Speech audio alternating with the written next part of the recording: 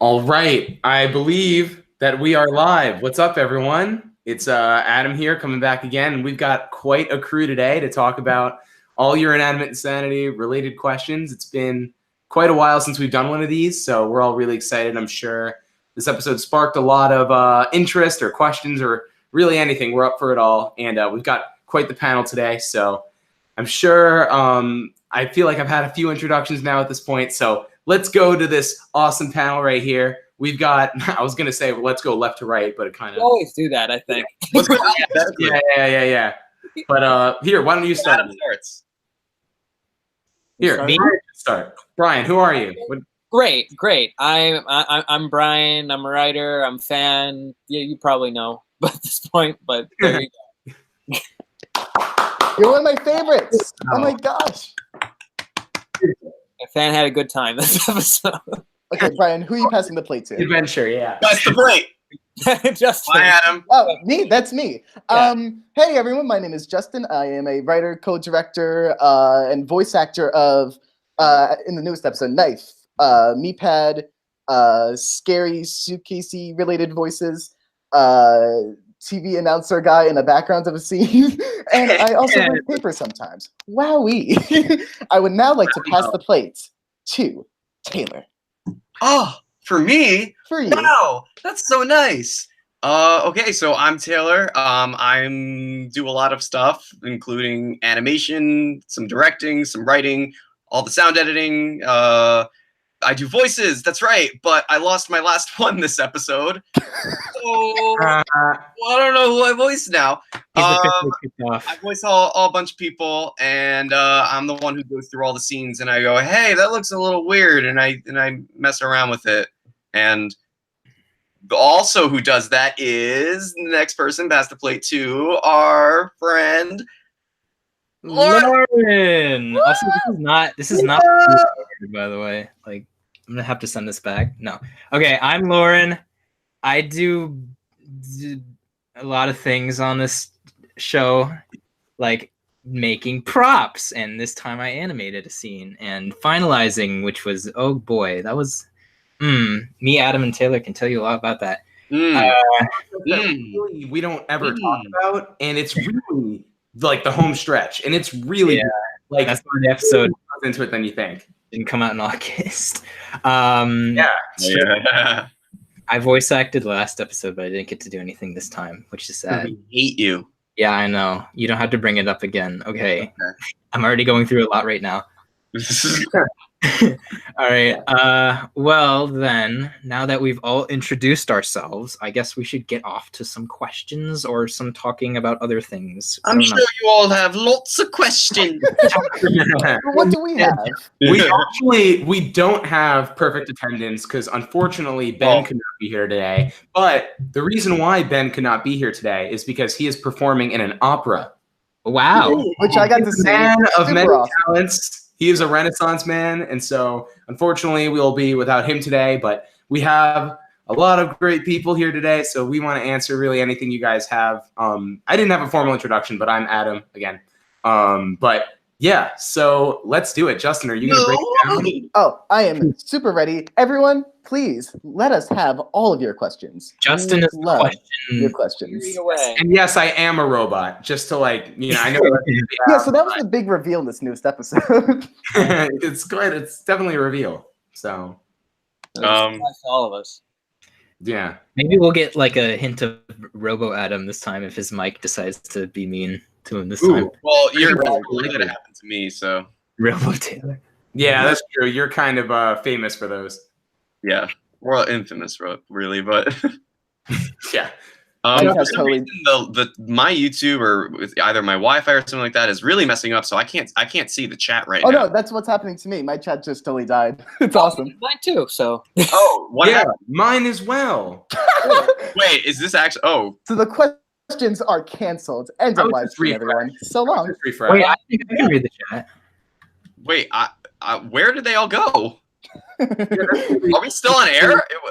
Oh wait, we are on air. We're why did all the questions disappear? Why did it? There's like it's just a video. There's not even the other. Yeah, the live chat literally is gone. That's good. That is break YouTube?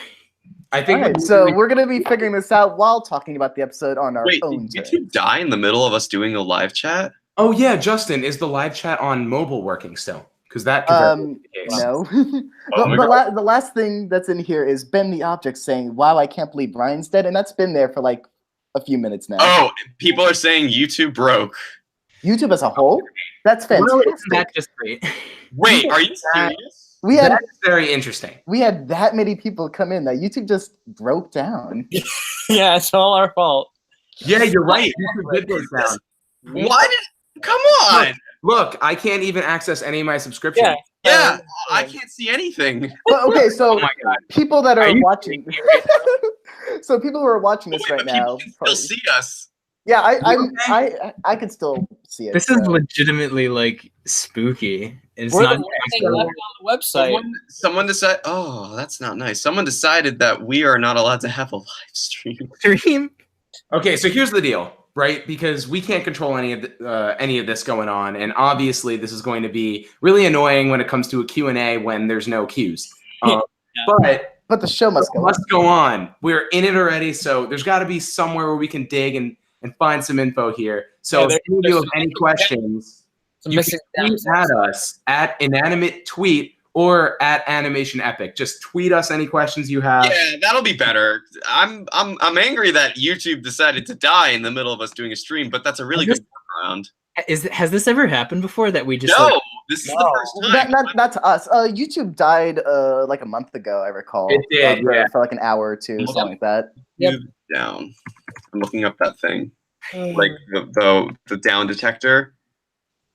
Yeah, I'm just making sure I could. It's funny that the Check it. Google Yeah, Hangout- I just don't want to waste any more time on like figuring out the technical. Yeah, I'm just say we gonna just be on talk. Inanimate Tweets and Steve Cobb see. broke YouTube? Yep, there are thousands of reports now saying that YouTube is down. Okay, but we keep the party alive. Here's what I want to say. Believe it. Because That's so funny. something that I want to talk about is our upload schedule, because the episode is done, but we still have a lot of content that we want to put out there. And throughout the production cycle, we took video of certain things and documented certain things. And we have content here that we want to share with you guys. So that includes like behind the scenes with voice actors, which is exciting. I don't know if we've really done that in a long time. Since I episode think since- 4. Yeah, so it's a little while ago now.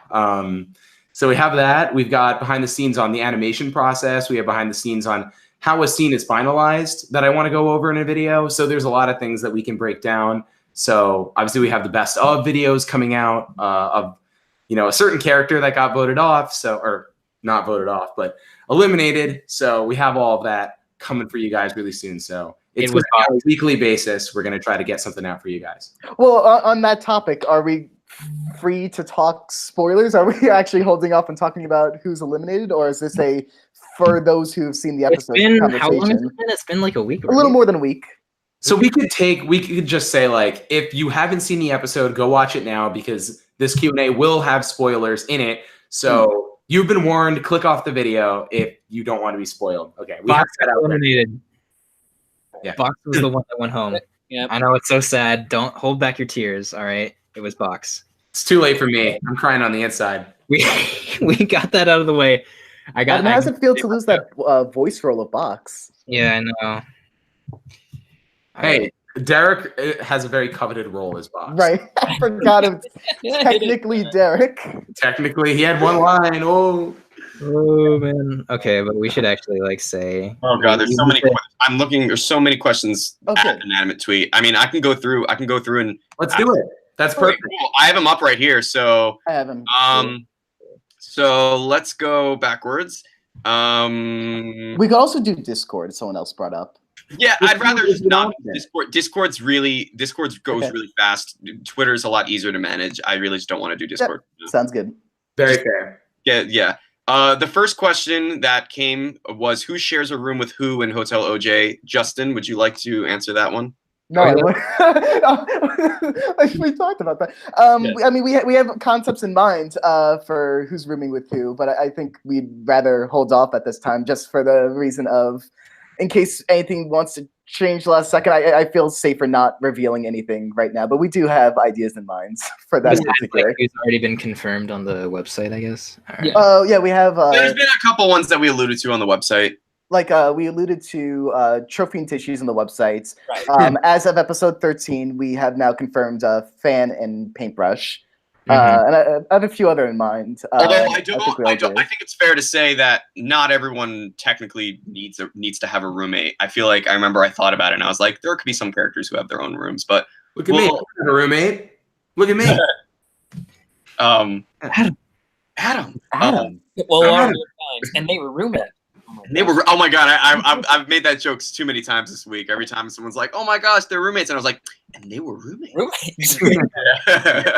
All right. So, skipping through a couple.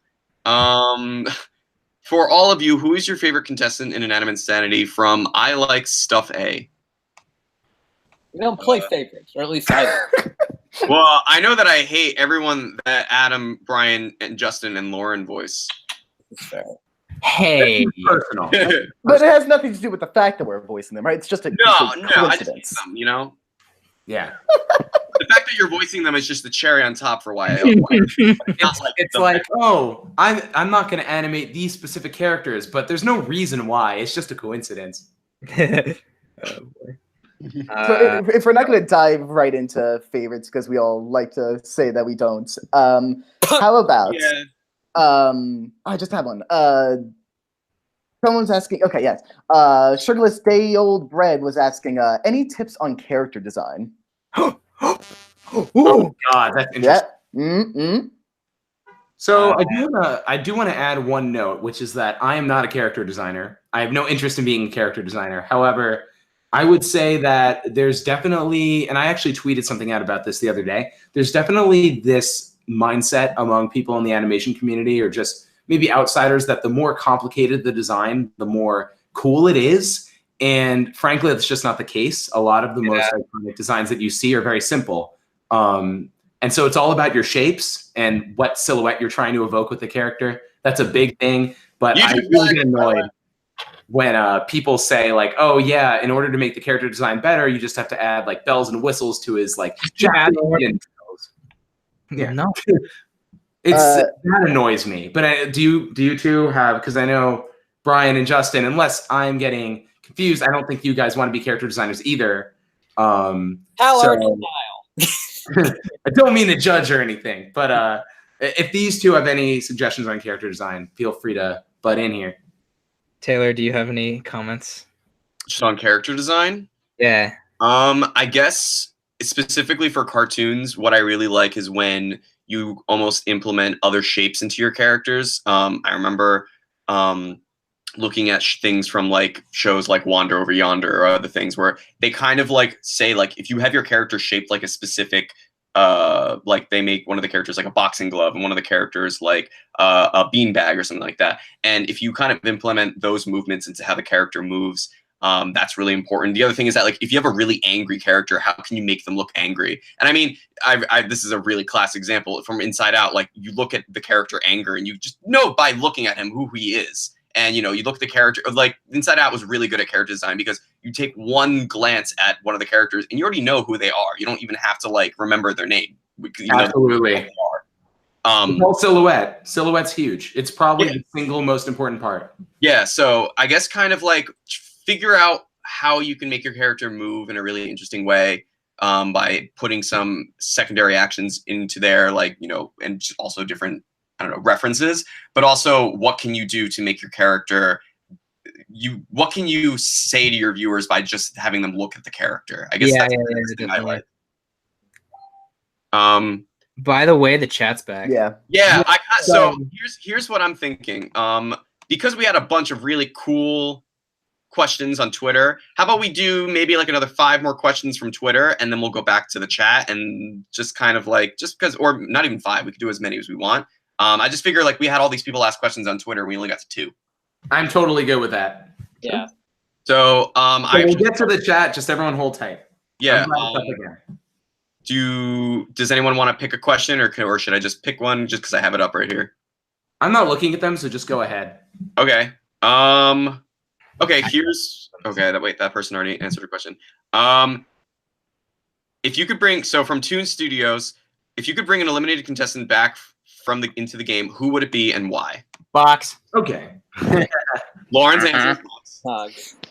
Fair enough. You don't Not have really tempting. Soap.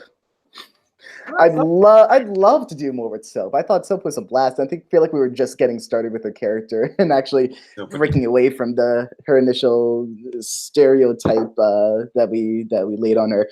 But I also just thought she was a blast of a character. But what do you guys think? Yeah, I'll go last. I mean, I'll say that I'm happy with the characters we have right now. Because our story has to progress, and our characters that we have right now are just really fun. That being said, I really feel like Cherries was a character that missed out on a lot.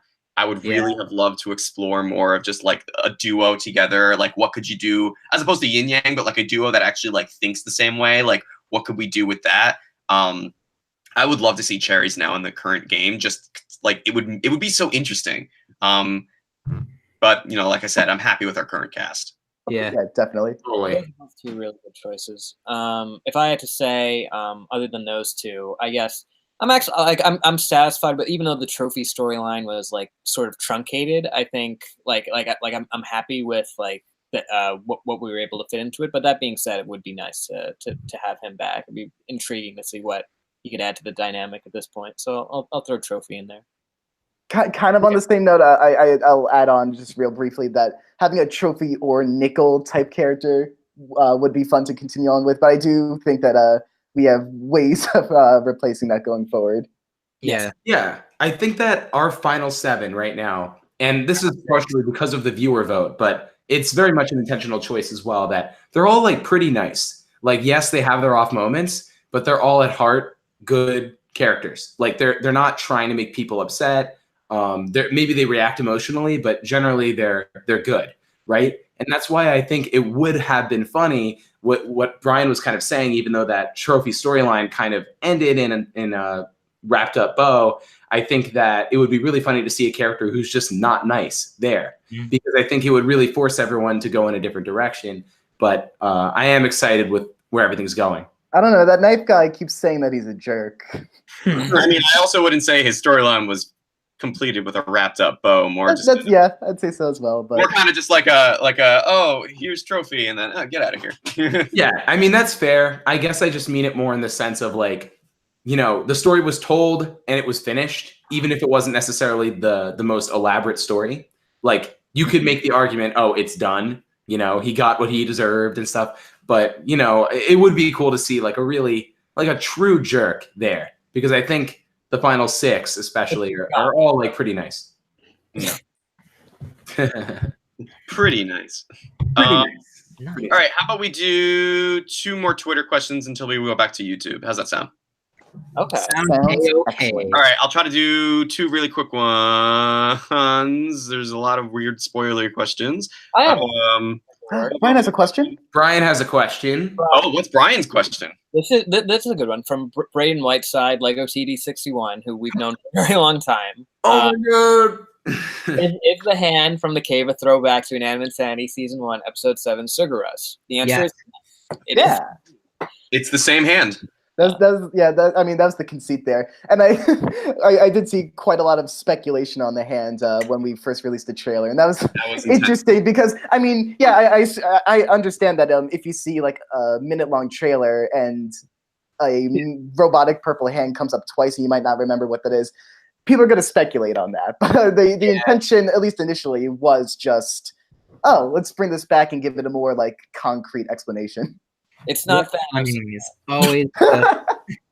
I've seen so many comments of it's Thanos' hand. I remember. I think that's more of a meme than that was a meme that I don't understand. My favorite thing is that like anything that's purple in your entire life can now be a Thanos blank. Like, so okay. Thanos glasses. On Twitter, certain fruits looked like Thanos, which was interesting. Someone like put up a photo of like, whoa, Thanos posted. Guess we're all a little Thanos here and there. Oh, somebody's man, he's got the shades. My I remember rewatching episode 7 and Sugar Rush, and then like I forgot that there were 2 of them. Like two of the hands show up in the episode. Like one pushes Marshmallow out, and the other one pushes the bag of candy out. I was just like a left and a right, you mean? Yeah. Or, Yeah. ah, I was just like, whoa. did I know that? I mean, yes, I know everything. I just like to laugh at that scene just because of the audio. Yeah. Yeah. Which was just Adam taking a microphone and going, ah, ah! And it was so funny. I can't even combat that because that's literally what I did. I think I was literally just But like, it's fun. "Whoa!" Like, yeah, I mean, like that's kind of, I guess, the charm of it. You could argue, but yeah, it was very much a unprofessionally done. I think I literally used a. I've said this before, but we used a Rock Band mic. If you've ever played like the Rock Band, Oh my god, really? I used It works. Yeah. And so what I would do is I would take the microphone and put a sock over it as like a pop filter, and then stand in my closet and be like, and like do that, and it's how it sounds. Wow. That was season 1. So season 1 for you, yeah. I Damn. remember when we finally got real pop filters, how much more fun I was able to have in episode 15 when Forrest came back. It was just let the like really just going. That was really Yeah, funny. yeah, that's true. All that. Yeah, all that. Yeah, you guys remember. Okay. All right. I'm Oh, gonna we were there. last question from Twitter. Okay. I like this one just because it's an interesting one. Someone wrote from Lole Lale. I hope I'm pronouncing that right. Good job on breaking YouTube. Anyways, my question is about microphone. Is when she hints about the portal, is she asking about if we really know about Taco? Is she trying to uncover Taco's true self? So I guess it's kind of like, what is Microphone's motive? Yeah, well, I mean, I think as we saw in episode 12, she like notes to Taco, like, I saw you reach for it. I saw you reach for that portal. Taco like kind of enters like almost like a very like trance like fixated state, and like another chance perhaps. And Microphone's not really sure as to why that she's done that, and Taco kind of just brushes it off, and she still hasn't really gotten a straight answer for that. So. Yeah, being in this partnership with Taco, and more so of a partnership now than it was initially, where it was more of a like a mentorship almost for a mutual gain. I think Microphone wants to be on a pretty even playing ground with Taco to the best of her ability, and she's noting that Taco's becoming more and more secretive about herself, and Microphone wants to dig into that as a partner, but also kind of in a friendly kind of way. And the more she digs into that, the more she's realizing that she's pretty secretive, and Knife's only pushing that further, that realization. Yes. Good job, everyone. So on that, yeah. I think we can wrap up on Twitter questions. Don't ask any more Twitter questions, everyone. I mean, Cut it out. Sorry about how or you can continue. We just won't be looking at them now. Is everyone good to moving back to YouTube now that it's fixed? Absolutely. Let's start Oh, with that. I will go on Twitter and answer any questions I can, like after this thing is over. So Okay. Nice. tweet at me. Let's go super fast. Let's go. So fast. Okay, looking through questions. If anyone sees one, just kind of like, I guess, say the person and say the question. Okay, so are we like all doing like a free for all kind of deal here? It's difficult because there's just a lot. I'm scrolling. Yeah. A lot of them. There's- are spoilers, and it's There's a just- lot of questions that ask about reasoning for things, like digging into Robo Adam, but there's like, there's not enough that we could talk about yet that like Yeah. I feel comfortable like going into detail, because I could give like a half-baked answer talking about the initial conception, but to thoroughly get into the initial conception, we need a lot more detail shown off in the show. So Okay, That- I have a that's- question that we that's- can answer. Oh, okay, go for it. Well, someone asked, is Lightbulb dead for good? She died when MePhone was down and he didn't get a notification to bring her back. The answer is no, Lightbulb is not dead. MePhone needs to be dead himself, literally like blow up or something like that, like how he did in season 1. He did get the notification, he just ignored it at the time. She will be back. very specifically, I know there's a little confusion here and there with how it's explained in season 2, episode 5. But the notification for Bo at the end of season 1 went to the destroyed body of Miphone, and that never went to the body that 4S converted it into. And that's all there is to it. Yeah, and it's just kind of like if Miphone's like inactive, which yes, he has been many times. Like just because someone dies, that doesn't mean he's like they're dead for good. I remember people freaked out about that for Balloon, and then when he showed up next episode, people were like, "What? He should be dead." And it's like, no, that's just not how it works. Justin put it in the best way possible. Yeah, exactly. If they're down, that's one story. If they're blown to smithereens, that's another. And so it's just that line, pretty much. This is a quick thing. Poppy C Pizza asks, is Cobbs in episode 13 a younger Cobbs or just new assets? So I believe the question is asking, is that the Cobbs permanent look from now on, or is that we're going for a younger look? It started out as a new asset, but then I think we kind of just decided that's his look. I remember and Adam, feel free to chime in. I remember we sat down and we decided that we wanted to make him look different because we wanted to change his style. And when Lauren had pitched this new look for him, I really liked it because it still kind of looks like he's wearing a suit. I remember when Adam made the first one, you wanted to make it look more like a turtleneck because that's what a real life Steve Jobs wears, and Steve Jobs is clearly a reference to him. And so, but I guess you can kind of like, I mean, and I'm not really sure if this is right or not. You can kind of assume he has different outfits. I'm not even sure. But the design that we had in the flashbacks, I guess, is kind of like his default design. Adam, Lauren, any comments on that? I just like to think that he can change his clothes, I guess. He reinvents himself. He's always living in the future. Yeah, that's a good explanation. I like that. Yeah. That's a good note. And that's the thing about him is he's always, his whole mantra basically is he takes things that are old and gets rid of them. So if that's like his characterization, I think it makes a lot of sense that he wouldn't be wearing the same clothes, years in the future or the past. However old this whole show is or however old he is, he's always trying to do the next thing. So I think it does make sense for his wardrobe to kind of follow that trend too.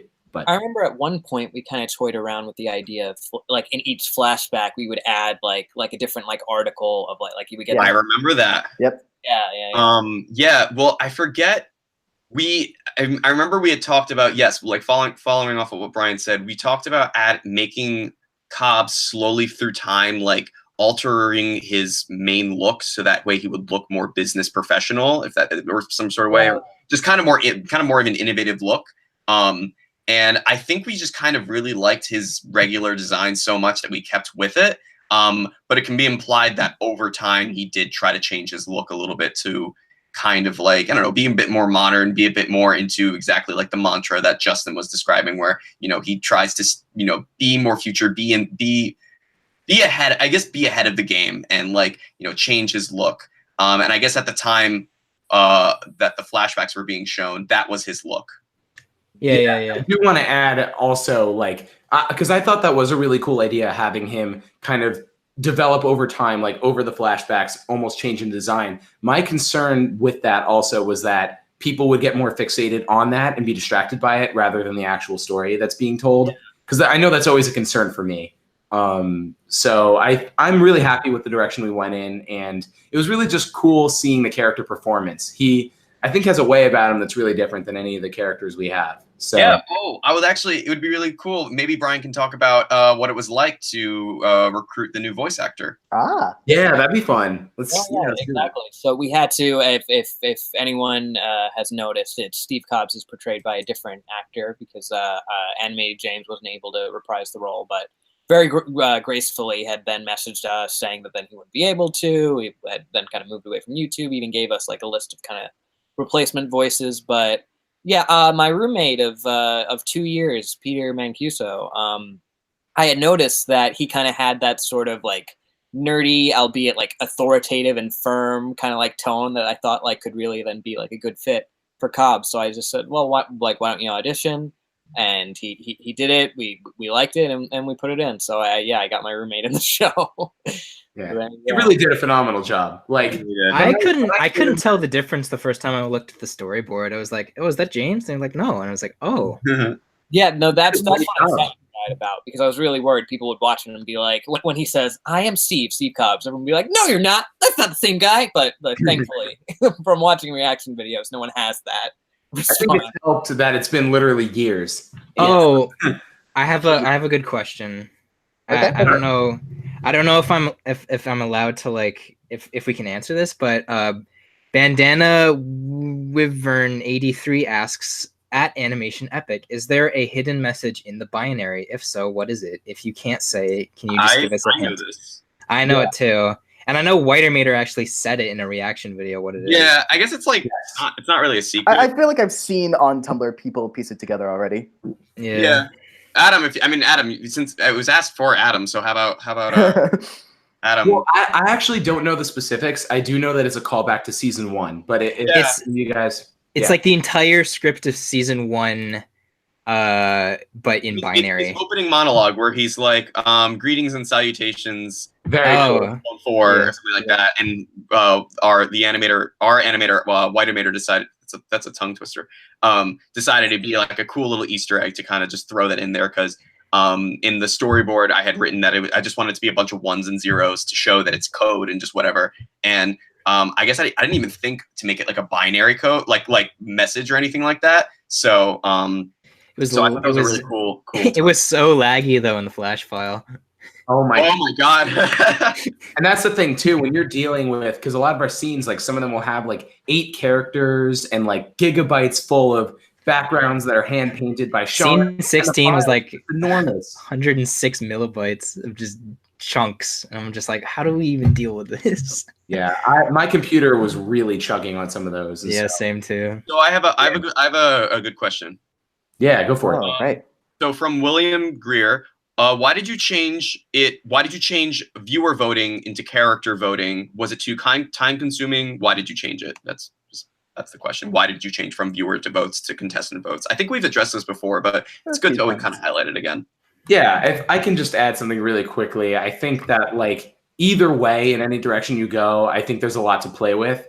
For us specifically, you know, I see a lot of people saying like that we took the easy road because going with viewer voting is so great because it forces you to challenge yourself as a writer and always be on your feet and have to pivot from left to right. But really what we found personally in writing the story is when we would want to tell a story that was sometimes more negative or have a character really get thrown under the bus, their story would inevitably end because people don't want that negativity there. So they remove it, and that's totally fine. But if we want really layered characters, it does get in the way. So we just thought that for us, this made more sense. And seeing the positive feedback definitely, I think, assures us that it was probably a good call. But we totally understand why people want to have that hand in the show, which is why we have been having ways of interactivity besides that. But anyway, if any of you want to add anything? Yeah, I have a few notes on that. I mean, particularly to the concept of my gosh, Justin, you're being like serenaded by God right now. Lens flare right over there. That's pretty. In particular to viewer voting itself, it becomes like almost a competition between the audience and us, and in particular when we want to tell specific stories with characters over a long period of time. If we say, theoretically, if we desperately wanted Trophy to stay in the game longer, we could have made Bright Lights up for votes, and we could have worked it in that way. But if we want to tell long-term specific stories, and we know where our characters are going to go, we know what stories we want to tell, we need to plan that out ahead of time. We need to know where this is going, and we can't leave it up to chance. Right. Because yes, you can, I guess, manipulate it in a way that like you could make sure that the viewers are going to vote for who you want them to vote for. But that's far. I think that's, you just lose the point by then. If we wanted to tell a story in which was constructed by the viewers, sure, we keep viewer voting, but that's not what we're interested in doing. We are interested in telling a specific story from our hearts, and viewer voting just accomplishes something entirely different. Yeah, that's very, very fair answer. I completely back that. I saw a question that got swept away by the rest of the chat, but it was a question that was attaining to Adam, how do you feel about the animation change from season 1, episode 1 to to now present day? Like how do you feel about our evolution? Yeah, that's a fun question. And what I think about that is I think it's just a really good indicator that, like, I always tell people when they're like, how do we get started? I always just say, like, start. Like, there's no reason to wait. You're going to make garbage. It's going to happen. But if you don't make the garbage, you're never going to make the good stuff. Like, you're going to get past that point, so you might as well start. You garbage. The garbage. That is very true. I want to say also that I like really appreciate all the comments that are like, Adam, you make such a great show. Adam, good job. But like, it's clearly not me only anymore. There's so many talented, including these 4 people. Man, all that people working on this. And so obviously 12, 13-year-old me sitting in my room using Anime Studio and a GarageBand mic isn't nearly the same as having a 30-person team. You know, I'm a college student now. We're all college students now, except Lauren. I am the special one. Yeah. You'll be a non-special one soon enough. But yeah. That's sad. It's really been mind-boggling, and it's really cool to see, especially back-to-back, and how we're using almost the bad animation to manipulate the story and really, you know, become part of it. I think that's all really cool. I never would have expected that at the beginning, and it's great how, you know, because we were talking before about thinking on your feet as a writer and how viewer voting does that. I do think that we're almost doing that with the nature of what the show is, which I find cool. But that's what I want to add. Thank you for that. No, that's a really good. I really like that. I like that every episode we kind of have and Adam, you feel free to agree or disagree. I feel like every episode we kind of have a new like addition to like how we animate things, and Definitely. just kind of like, so like, you know, the way that we animated 13 was, you know, similar to how we animated 12, but it was not the same. I feel like every episode we kind of build upon what we know from our experience. And the thing with that is that's mainly because you and Adam switched over to Animate. Yes. Well, yes. So a big episode was that Adam and I both acquired Animate, and which made things so much easier because we didn't have to deal with like the whole like file glitches and stuff like that. Yeah, so that was a big thing that happened in 12, is that there were just some scenes that and 11 and every episode is that every episode kind of comes with its whole slew of glitches and terrible things. This episode did have some, but I feel like Animate kind of helped us, and it was nice to us this time. Flash was a little bit nice might be a little too nice. Yeah. But either way, I really like to say that every episode we kind of grow, and we kind of are able to work off of what we did right and what we did wrong in a previous episode. I know that, you know, just simply with, you know, making multiple symbols and then having a character set up with the animation inside of yet another symbol, and then inside another symbol, there is just so much that goes into it. And a good thing to point out is that we have many different animators who help us out, and they all have different animation styles. So yet they all are able to stick to the general style and model of the show. So I really like being able to acquire someone's Flash file and kind of just see how they tinker with it and how they get a character to go. It's a good learning experience. It's really great. So and we learn from each other. I've learned countless things from Lauren, and Lauren's learned some things from me. I've learned plenty of things from Adam, and vice versa. And I've learned nothing from Justin. Well, I've learned things from Brian and Justin, but not in the field of animation. I scoff. Yeah. Um, No, I back all that 100%. Justin has a good question.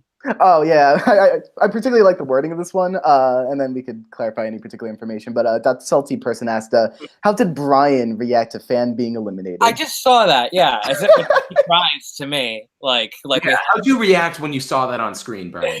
yeah. Yeah, you want to clarify how the process goes, Brian? Well, I mean, we pretty much have known for a while, like, the order of who was going to go. So, like, ever since we knew that then the contestants were going to start voting each other out.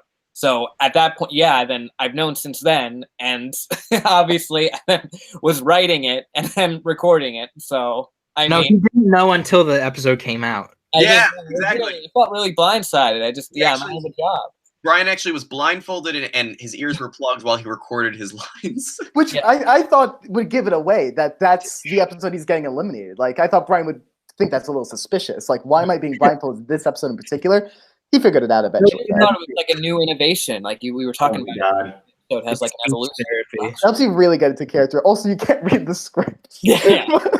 We feed you the lines. We feed him every single word individually. Exactly, and then you make Yeah. Well, I will say this because I know obviously, like, clearly Brian knows about it, but just from a visual perspective, Brian, because you don't really get to see the full product as it's being made, because once the animation phase really starts kicking off, it's harder for you to be like directly involved in that particular process. So, like, what did it feel like for you, I guess, to see it with the music, with the little bing, like right at the end, just letting it all sink in? Because I know me and Justin were sitting around in my living room One night. redoing the music like every little bit, making sure it was all completely done. But yeah, what'd you think? Well, it always just feels so surreal going from the script to the screen, as it were, because like I have like such a specific vision of like when writing something like okay, like maybe it'll like turn out this way, but seeing it come to life is always just like so like kind of like moving and transcendent, because it's something, yeah, it started as like a thought in my head, and I never, like, before then being a part of Inanimate Insanity, could have like anticipated being able to like have like a whole like kind of imaginary world sort of manifest itself at my own will, as it were.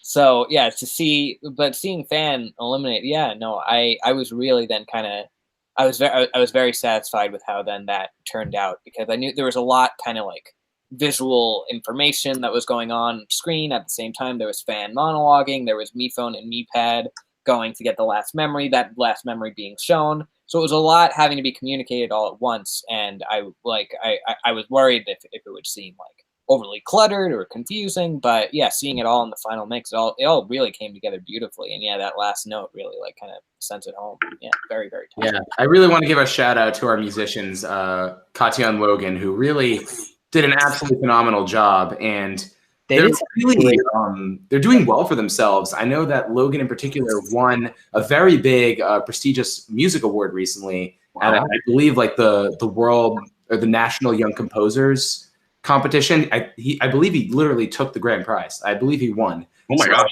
Just seeing that is really incredible. I mean, he's going up against people from every country under the sun. And I just find it amazing. I mean, they're both like incredibly talented. We're really lucky to have them on board. I kind of want to piggyback off of what we were just talking about with Fan, because someone asked a question that I remember. It's relatable. How Original asked, did you purposely change the way the elimination worked in 13 because Fan probably wouldn't have gotten the boot if it were contestant vote? And I remember we had talked about this for a while about what would initiate Fan's elimination, and it would kind of be his own downfall, because we made this challenge, a collectathon, and the last person who collects gets the boot. And I remember we talked about Fan not getting a proper elimination being a really big deal, especially for his character. Because if you're a really big fan of the show and you show up and you're playing around, you're having a really really good time, and then you watch all these people get this like super cool elimination, and you're like, oh boy, like, when I got my cool elimination, I get to go up on stage, I get to say my thing. But instead, no, he just like gets snapped, the portal appears, and he's pushed in. And like he doesn't even get like a proper elimination. I remember we talked about how that would be a really, really big thing. Brian, do you have anything to add? Well, I was just gonna say it's yet another pattern break. And yes, exactly.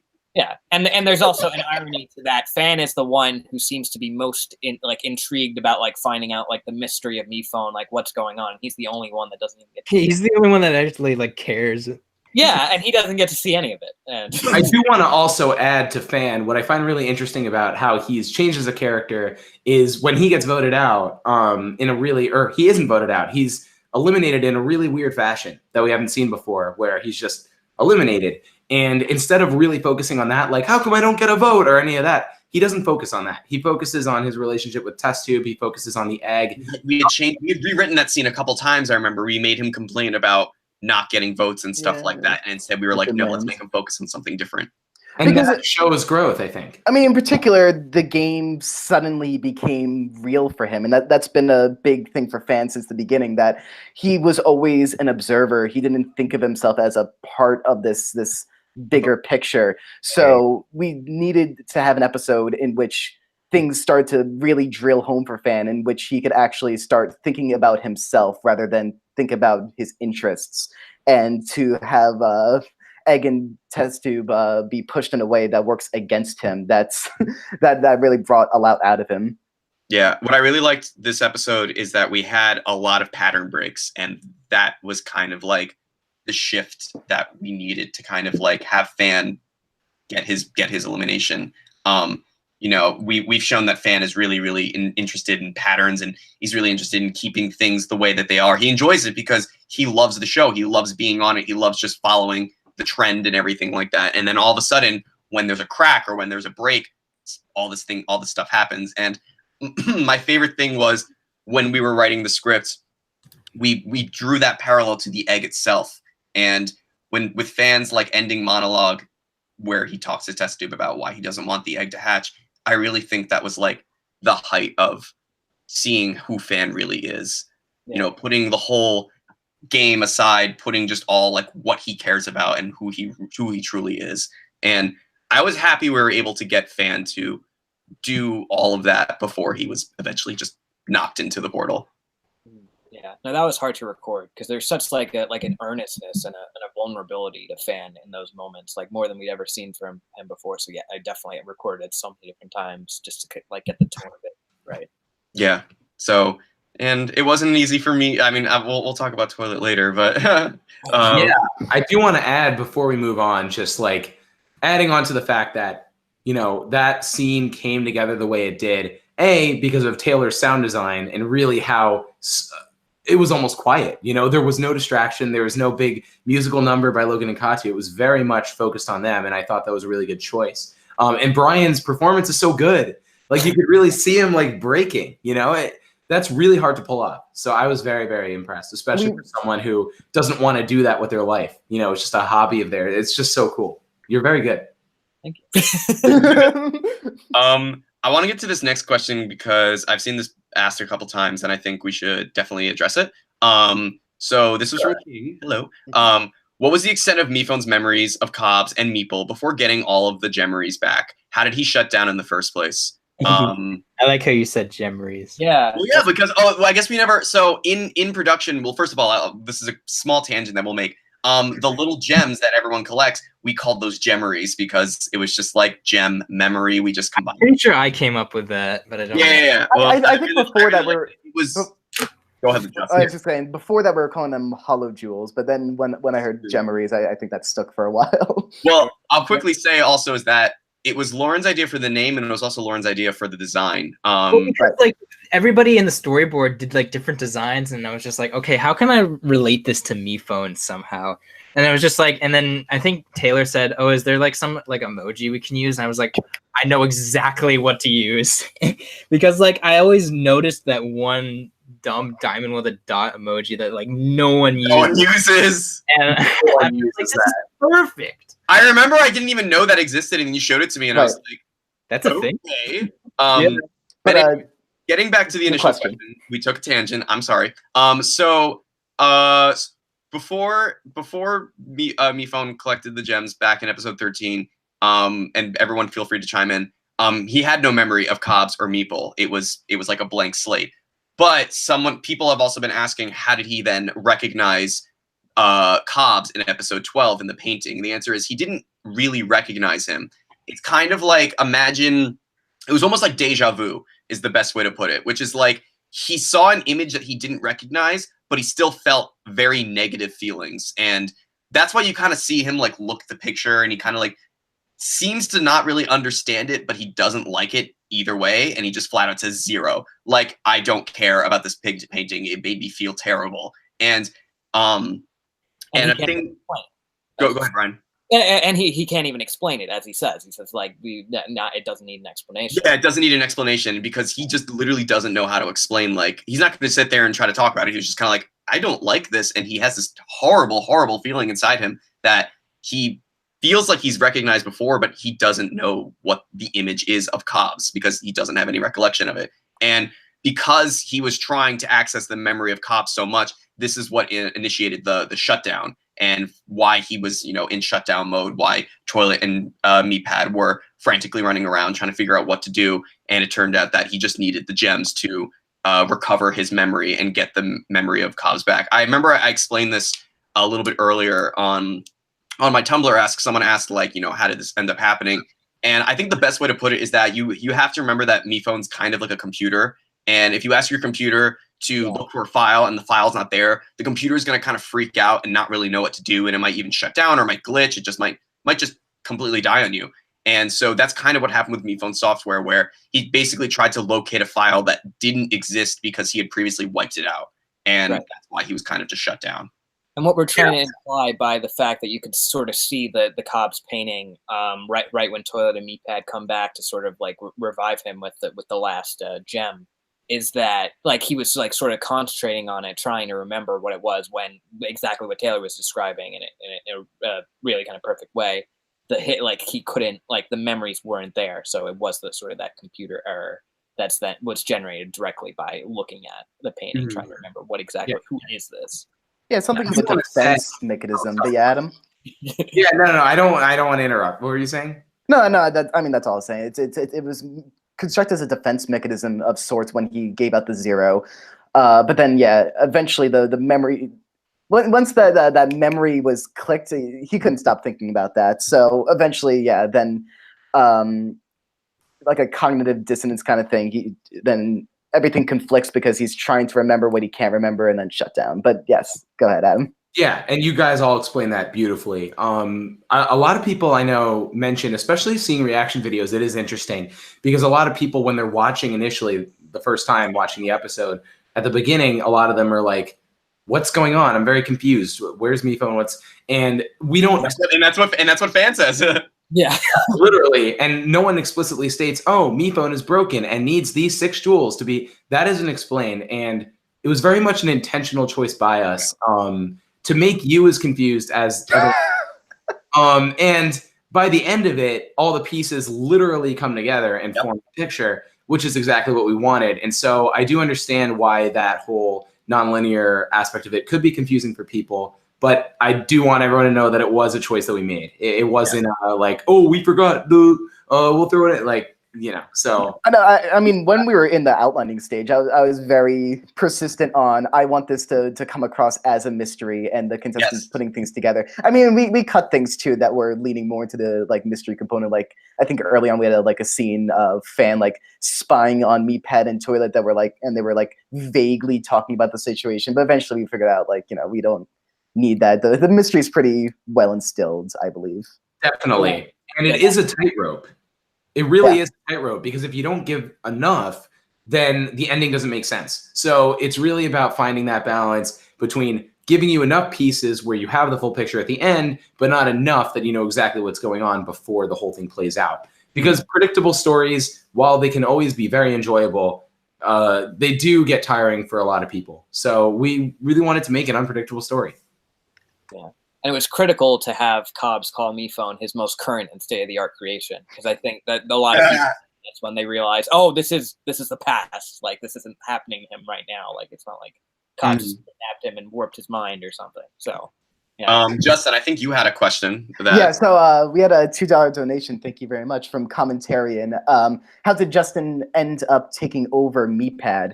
I mean, and that's just you hacked into his system. Do you want to say one thing really into the mainframe? Answer the question. One thing before I answer the question, I do want to say anyone who's donating any money to us, first of all, thank you. But second of all, we have Super Chat turned on right now. They have a new feature called Super Chat for Good. And so any money you donate to get your question pretty much automatically answered will be automatically going to the ACLD Foundation, which assists adults and children with learning disabilities to have a place to live, brings them on activities, and it's really good. A good opportunity to give back to that community. So if you do that, that's where the money would be going. So I just want to throw that out there in case no one knows. That's it. Yeah, that was a good piece of information. Oh, and yeah. So jumping back into MePad, we needed to recast the character. So I think we were auditioning for a while, and we had a few come in, and we were kind of just iffy on the implementation of MePad in the episode as a whole.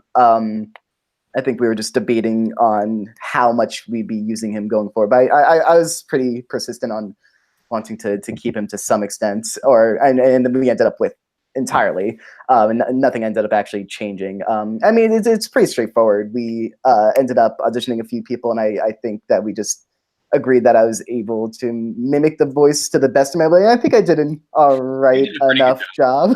I appreciate it. There are a lot of sweet comments saying that they either didn't notice or they appreciate the change or whatever. And that was a lot. That was very nice to see, because I had no idea what people would think of it if it was distracting or whatever.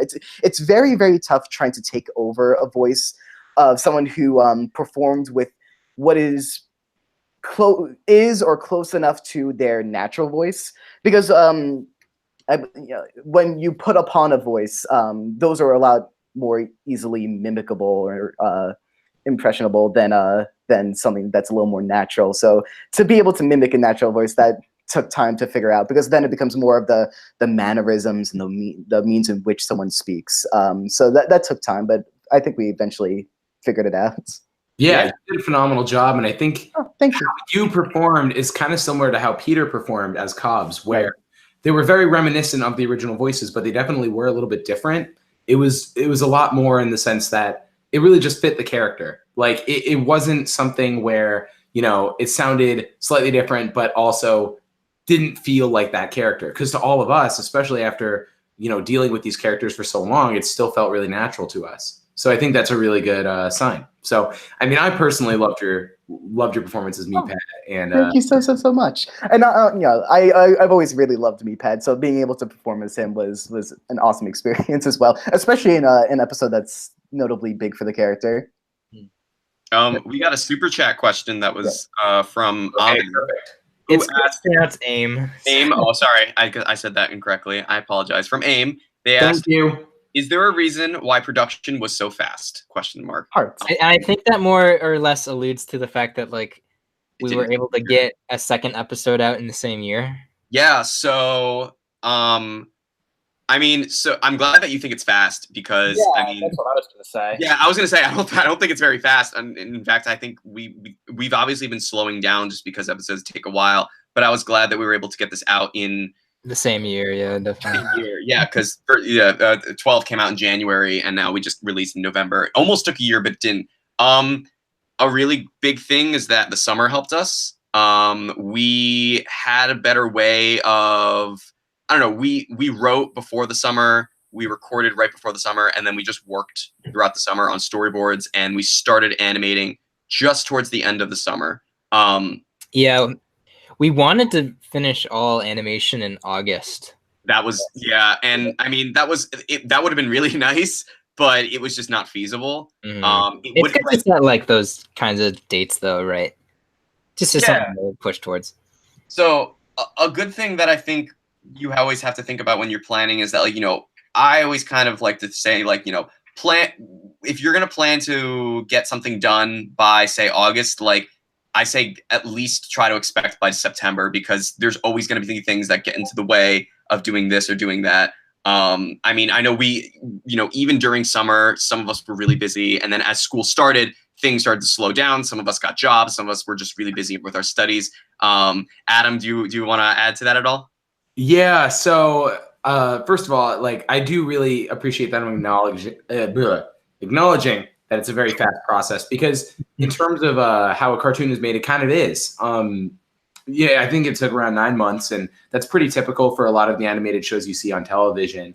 But in It terms basically was as long as As typical. like the full animation process for a typical hand-drawn show.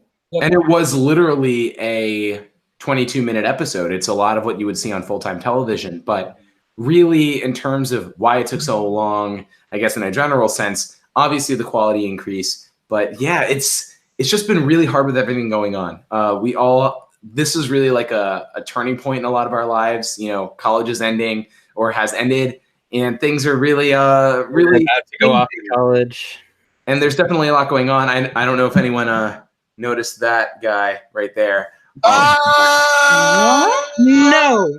He's been Jay chilling, man. Almost watching for us. But yeah, it's been like, because I'm in my final year of college now. Obviously, been doing the show is a very large priority, and it's a very big task.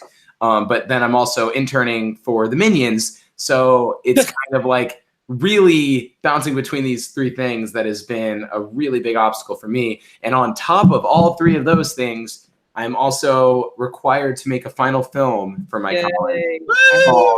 So if you follow me on Twitter at Animation Epic, you'll see a lot of like updates on that. But it's another animated thing with new characters, and everything needs to be done from scratch. So not objects, though. not objects. So all those things combined really made it tough for me personally. And I know four of these people here have a lot of priorities in their lives as well that made it tough. But well, another thing with the production aspect of it is like I didn't realize this before, but finalization is like that takes forever. Like putting how do we dive into that a little bit? Yeah.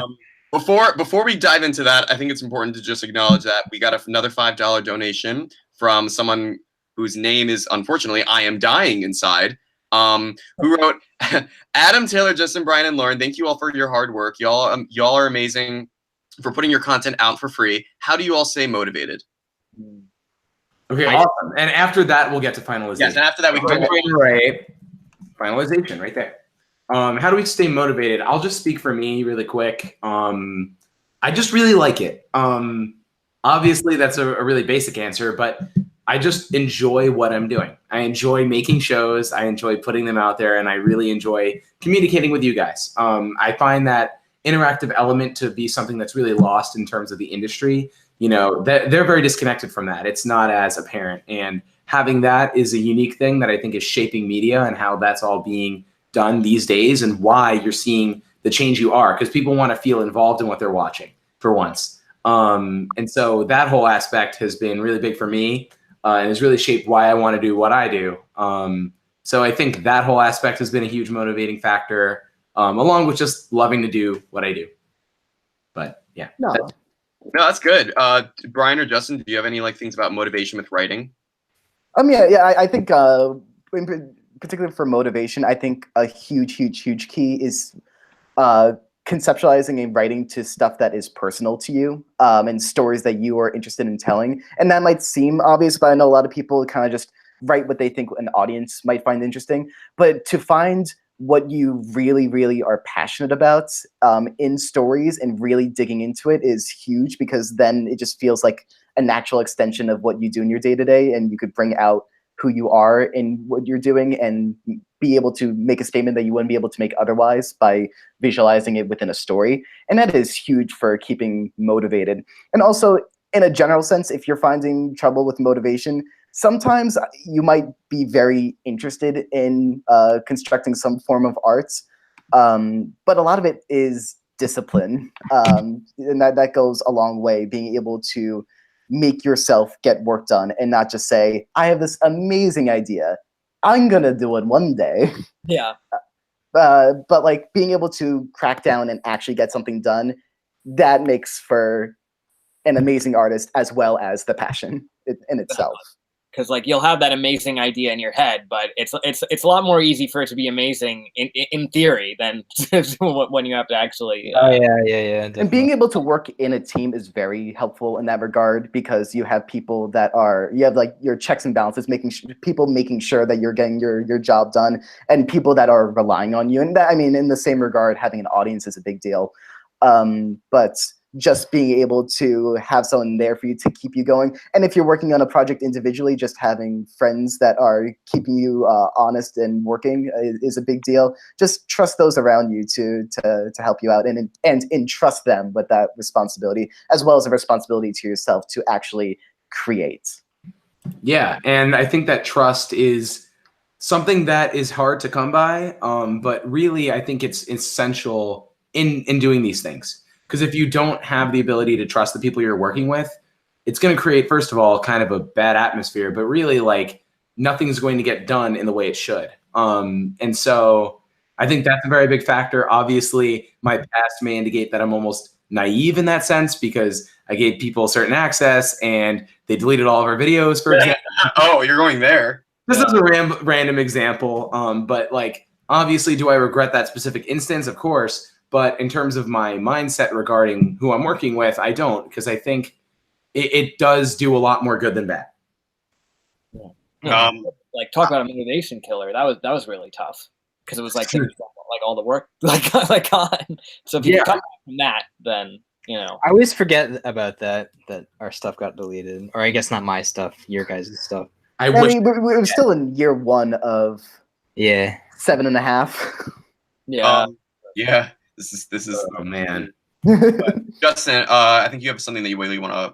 No, yeah, I just wanted to throw out there that we cannot, and this is very important, we cannot guarantee that we are going to be able to answer every paid super chat question. So just to throw that out there, because we also just can't keep up with everything, and we just got another one.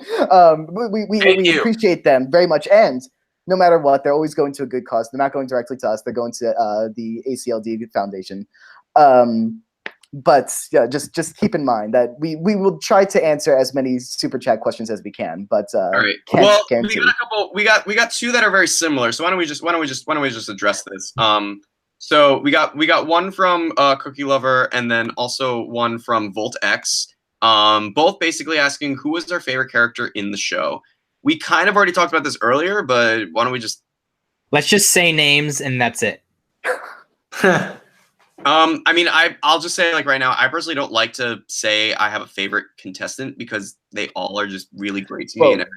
Can I put a twist on it then that might make it easier for us? Go for it. Which characters are we most interested in the moment to tell stories about? Like in this very, very specific moment, not in a general sense, just now. Can it be also eliminated contestants? Yeah, sure. Okay. Why not? Okay. Anyone feel free to start, because I'm thinking. I'm interested in telling the 2 stories about the 2 trees from episode 2. Oh no. Or the 2 cactuses. Like, I really feel like we got the short end of the stick on those 2 characters, and I would love... Why did you steal mine? It's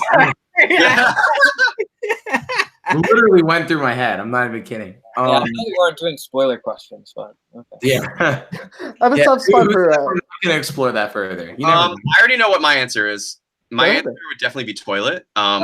Because he's always been a side character, and I mean, I also personally I have a personal like love for Toilet. Obviously, because I voice him, but I don't know. And so I don't know. Toilet's always been like stupidly optimistic to the point where it's like he's such an enigma, just between like being a little like being a little stupid, but also being so cheerful. And he originally hated Meepad, but then he loved him, and now they're both friends. And it's like, it's so crazy, because Toilet's so happy and crazy that like he'll just like do whatever he wants. He'll fly into a wall thinking that he can teleport. Maybe he doesn't know he can teleport, but maybe he's just doing it because he wants to do it. He just wants to have fun. And like Toilet's like been the most like fun character on the show, and he just, you know, he'll fly around, he'll do whatever he wants. Someone throws him out of a hot air balloon, he is not having it. He's gonna fly right back up. He kind of just does what he wants because he can. Well, not because he can or that he should. He just does it because he's just having a good time, and he, you know, someone angers him, he spits toilet water on them. He doesn't exactly have his morals always in the right place, but he always kind of just does what he thinks. But he also does it out of like his loyalty to Miphone. And that's something that I feel like we've been able to show a lot, and we've shown that Miphone does not reciprocate the same friendship. So it's really interesting to see, you know, at least in the last episode, there was such a big dynamic.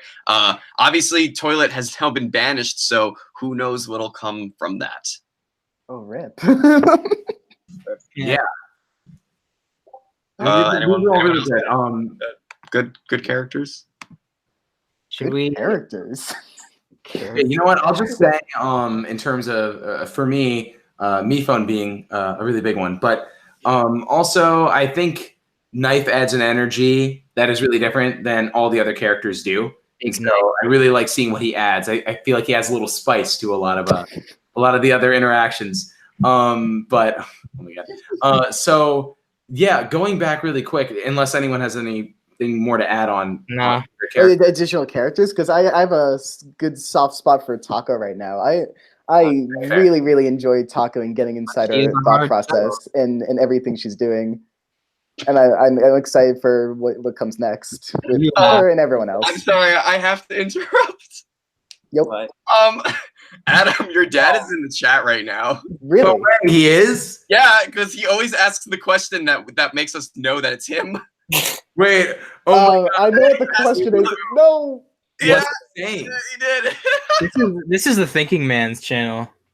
Wait, okay, so what was his question? Can you eat a burger with just 2 bottom buns? Is this physically feasible?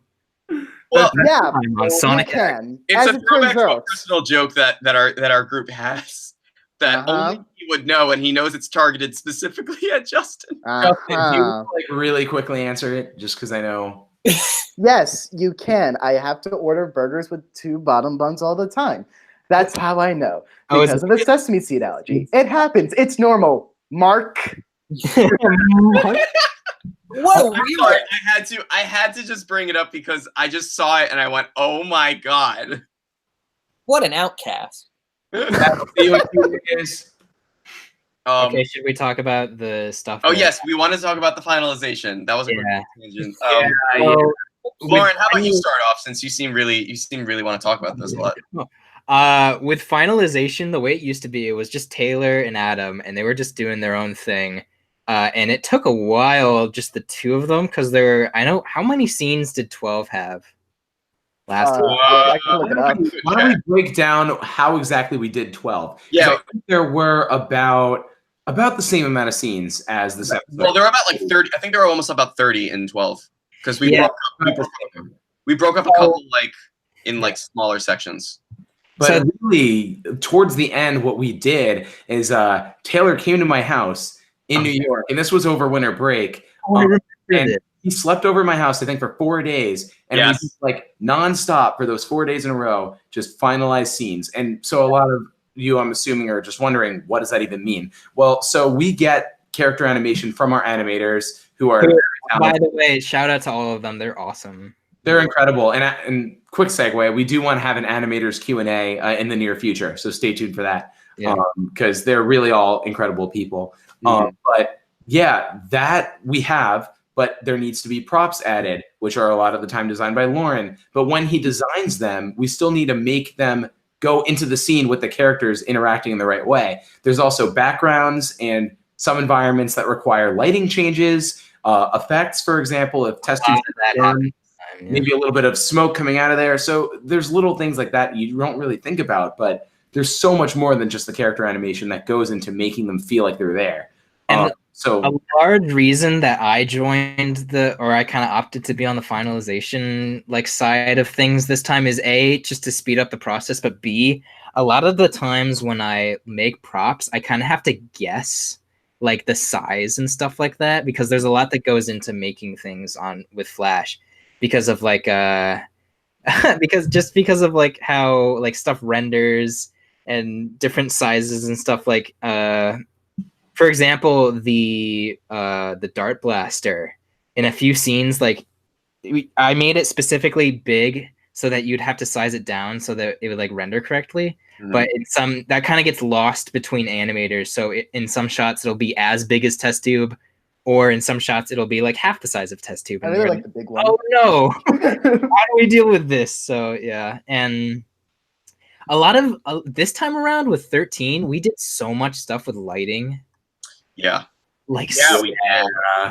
So a big thing also is that, like, you know, but between with lighting and backgrounds, and then if you also have a scene where characters are moving, you have to have a different dimension for the background. You have to instead of a background like this, you have to have a background like this, so that way the background can scroll. And it's like there was a lot of movement this episode. We can even talk about the minecart scene because that was a lot because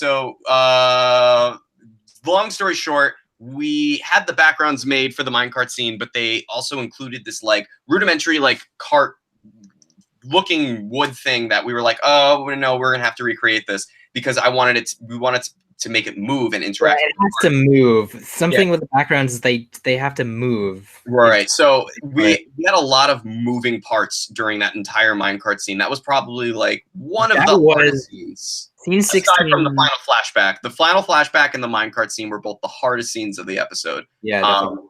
So, and you know, and it even goes in moving along to the final flashback, which was in the closet. The shelves with all the things on there. Lauren worked to make that was like a day of just making that scene, and then even going as far as for Mi Phone 3GS, we'd had a lot of special effects for him with his face, and then you know we had his screen be all cracked up and different. So there was just so much that went into almost every single scene. Whenever there's a gem in the scene, you have to make sure that it's correctly sized, and then if the character touches it, how does it glow? It needs to glow the same way. And you know when test tube fires the dart blaster, how does she do it in one scene as opposed to another scene? Where does the dart go? Where does it land? How does it light up? There's a million things that you have to think about when you're doing these scenes that it almost gives you a headache. And this is what Lauren, Adam, and I do in the finalization process, where we kind of just like throw to each other like, oh no, we missed this one thing, and then we go, oh, let's go do that. And then in the middle of doing that, we realize, oh no, we forgot this other thing, and then you know we figure out that we forgot 5 different things. So and then we all hate each other for the rest of the week. And then I tell Adam that he smells all the time because I want to just tell him that. And through the computer screen. Yes, yeah, exactly. So you can tell the best for sure. Yeah. So oh my god, my dad is savage. Your dad is just really anyways, so yeah, the finalization process is difficult, and that's also another attribute to why the episode takes a really, really long time, is that on top of all the regular work that we have to do between schoolwork and work and all this other stuff, we have to sit down, we have to scrub through every scene and make sure that each shot looks okay. And especially in this episode, we had a lot of camera movements, specifically for the camcorder scenes. The camera tool. Yeah, and so Adam made a really cool effect for that I loved. Oh, and so yeah, funny story about that. It was a mixture of effects in Final Cut that we used to really make it jiggle around. But in terms of the actual camera movements themselves, Adobe Animate has a new feature where it literally has an in-app camera that you can use. And that was huge in terms of like really making it feel real with the character specifically, because if you were to just export the animation and then add a shake filter on top of that, you need to zoom in a little bit, because in order to make it shake around, it would need to be blown up just a tad in order to make it move. And what this camera allowed us to do is to do it within the animation itself, so we could reposition and do all those changes within Flash, which was really big. But yeah, the finalization process, we almost had it set up like an assembly line in a sense, where we each tackled like 3 different things, although there was overlap at times, where Lauren would do a lot of the prop integration and really just making sure that things were ready to move along. Taylor handled a lot of like making sure the animations were good to go. A lot of things were cleaned up. There were shadows. I know you did a lot of shadows. Yeah, well, you did shadows too. I mostly focus a lot on how the arms move and how the face moves. I'm very big on arm placement for a lot of the characters and just making sure that their faces are set up correctly. But other than, yeah, you're describing it really perfectly though. Thanks. Yeah, and what's so funny too is the last step, which I normally did, was I put the backgrounds in and I put lighting and little effects in just to make sure it felt like they were there. But it's crazy how hard and time-consuming that is, because you would just figure, oh yeah, you just take the background, boom, plop it right there, you're good to go. It's just not that simple. Like it almost like gives you a headache how complicated it is. Yeah, really. Well, and so nuts. Another thing is that, you know, with all of our creative differences, you know, we can occasionally get into arguments, and and so, you know, we'll decide, oh, does it look this way? Does it look that way? And, you know, and it's not necessarily like, you know, what is right or wrong. It's like, just what do we think looks good and what do we think fits? And someone asked a question earlier, asking about why Mifune was holding a sailboat in one scene. Oh my God, yes, let's do it. Yeah, so I wanted to. So I remember we had a day or two discussion about this was about this thing. So, Mifune's the little sailboat is supposed to kind of allude. So let's move forward first of all to the very end, how Mifune escapes Meeple, which is in this sailboat spaceship hybrid sort of deal. And that came about because in the script, Cobb says, I'm expecting a spaceship. And then later it was like, well, can Mifune create a spaceship, or like, you know, does he want to make something else? And we had then later that he would walk into the office with a little sailboat in his hands. And we were like, well, wait, then if he has the sailboat, and then what about the spaceship? And so then we had the idea. Well, first of all, we argued about this for a while. We were like, why does he have the sailboat? And then there's a spaceship. Yeah. What is going on? And then we did one of the classic, let's just combine the two and it will work. And it did. And what we ended up doing is that the sailboat is supposed to be the spaceship. Mifune just made it in his own special way, which is why when he walks into the office and he's just holding this little minuscule like sailboat, it's actually just a mini spaceship. And he just made it in the design of a sailboat. And I always kind of just enjoyed. Thing too that I wanted to add is just like, I always like to think that he didn't know what a spaceship would look like. Yeah, and yeah. Oh wait, I forgot about that too. Because he was watching the TV show that had the sailboats in it. Exactly. And so that's what I wanted to touch on too, is I don't know if that was apparent in the recording, but in the script, it was very much a opportunity to link all those things up, because that recording was basically supposed to be a rowing show where he's watching like competitive rowing, like in boats. So that I thought was really funny to tie in, but it's also really a story about misinterpretation, because Steve Cobbs really dismisses Mifune, doesn't take his word as really that serious. And so it's really interesting seeing how he did exactly what he was told to do, but just in his own way. And that wasn't taken well, which is kind of the distinct relationship they had. And I think it was just kind of summed up physically with the boat. But yes. But I do want to know just how much I love the fact that it was a rowing show, but also a reality show at the same time. Yeah. Kind of a weird, fun, exciting mix, and I'd love to see that show. We'll put that together next. Yeah. So, what I like about that scene is, so Justin did the voice of the TV announcer, and so we only had specific lines scripted for what the TV announcer would say on the show that Mifune's watching. If you listen closely, he talks about sailors and stuff like that, and so Mifune's just watching a show. I think that was improv. Yeah, and a lot of it was improvised, but there was they're really going for it, and then that was a big one. But I love when Justin sends me these lines, and then he has all these improvised lines in there, and they're so funny. There was one where he's like, "I hate my job, folks," and I just started laughing. I'm like, I'm gonna put that in there because that's just too good. Yeah, that's at the end there. Some of them are like really, really quiet. You can't hear them. I think that's one of the more audible ones. If you listen with headphones, you can probably make out a lot of what the announcer says. And I did I guess is a hinting to our future, but I did do a video recording of me doing the lines, so we might hear. I guess we could throw in some of the ones that didn't make the cut. Yeah, that could be fun. That'd be really great. I do want to say, Taylor, my mom asked if you ever tire of speaking. I did want to get your take on that specific question.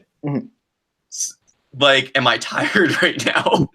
No, if you ever become tired from talking a lot. First of all, I just like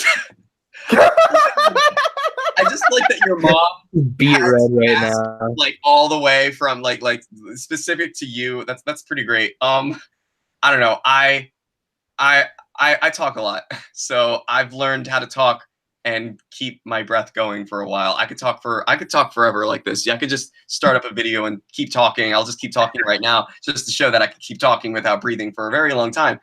If you keep it up, you might break YouTube again. What was that? If you keep it up, you might break YouTube again. Oh, so you're blaming it on me now? Yeah, it's all your fault. It's all your fault. Okay, that's too No, bad. Thank you to Adam's mom for the personal question. I want to say something right now. I remember Skater Cheese asked something that we kind of forgot about. I wrote that one down. They said, what are your plans for future meetups? Yeah, I did want to address this. Because me and Justin kind of talked about it at our previous meetup that we had. Which, by the way, thank you to everyone who came to that. It was really fun. I know that it was very makeshift. You know, I bought that projector screen on Amazon for $20. I remember you taking that out and like looking at it when we were in Cole, and that was funny. I was scared. Yeah, you seemed scared. Yeah, but it just ended up better than I could have ever imagined. And with the meetup thing, I would love to do more meetups. Are we gonna do VidCon again? We'll do VidCon again. We've been doing it for the past couple of years. I'm definitely gonna be at that, by the way. I know I said last time I'd be at it, and then I wasn't. But this time, as like a graduation present for going to high school and stuff like that, That's I've awesome. got the A-OK. Yeah. I'd like to go to VidCon again too. Yeah, so that'd be Yeah, fun. so that I can finally meet you in IRL. Oh, I don't know. I'll set up a Kickstarter to get me there. It costs money. Let's have a GoFundMe for the tickets. Oh boy.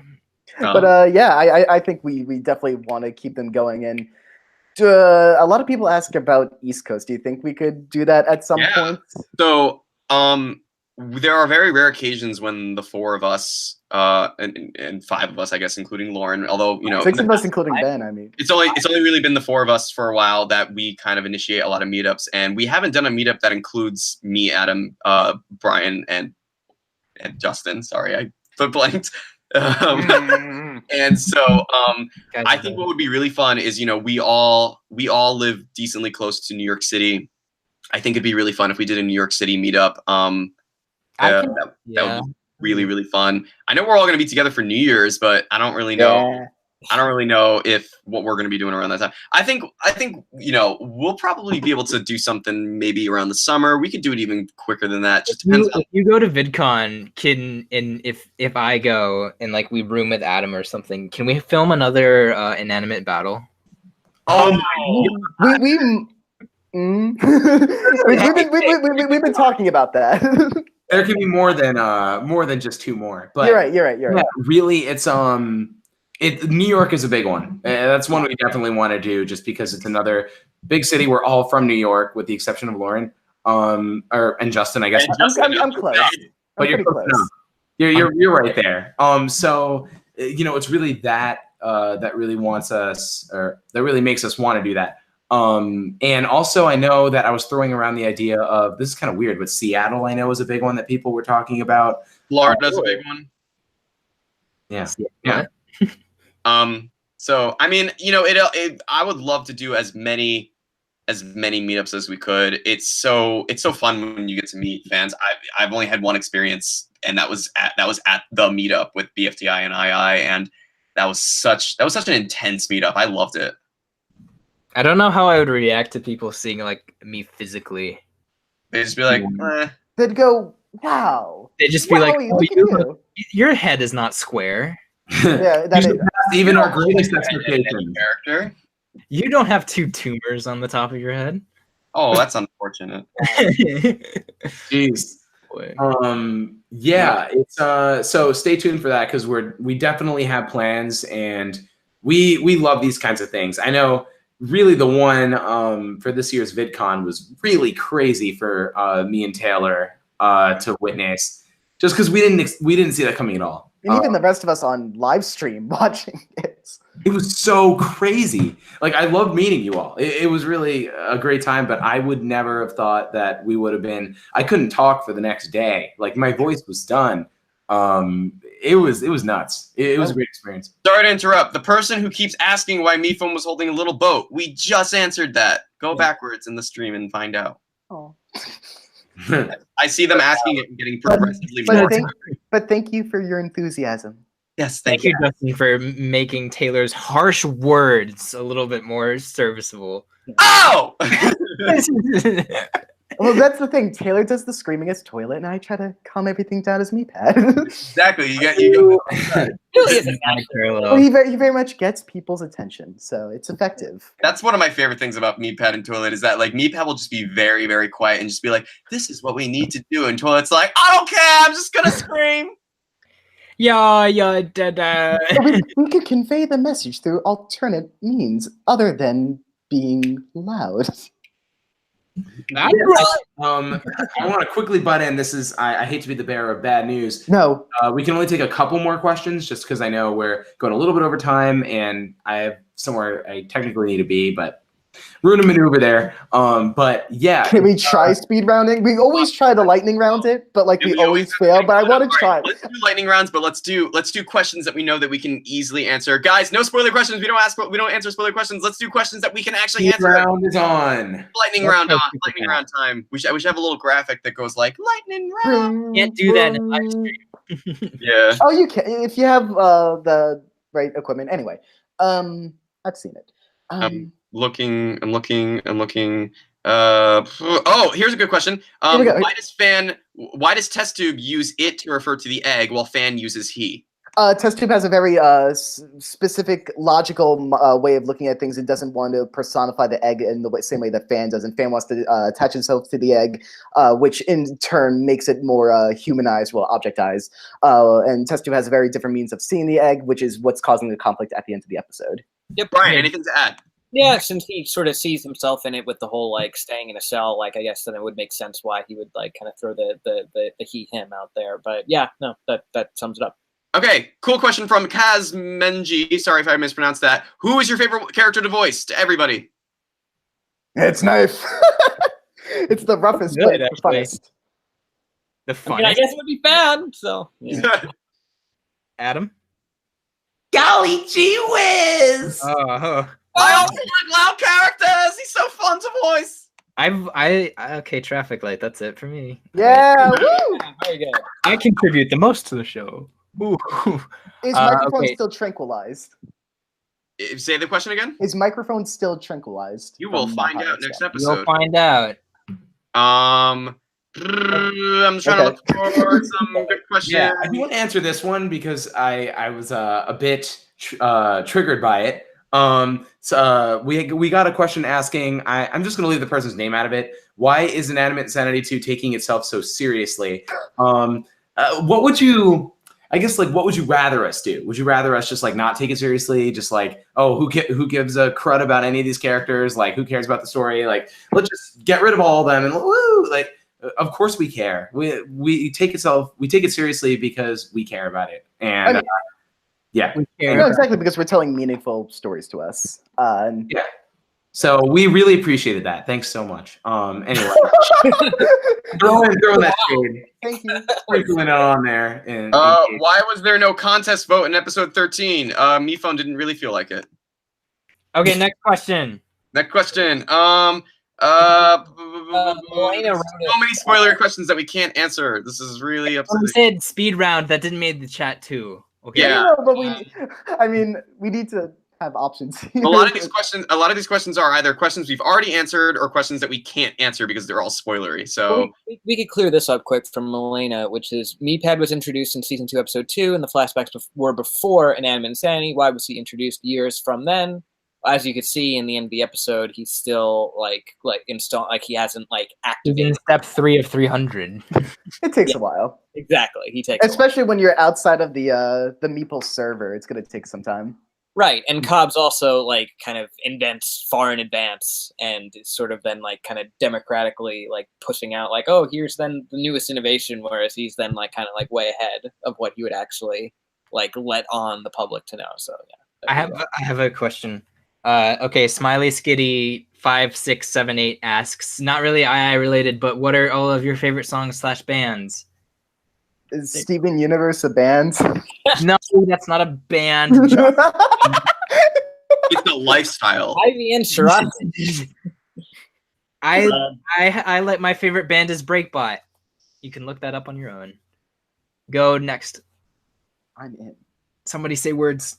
Well, I'm out of touch with the music world in general, so I'll just say whatever my Spotify suggests, I listen to. Wow. What a man that has clear, defined taste. My favorite band is Gorillaz. Yeah. That's a good one.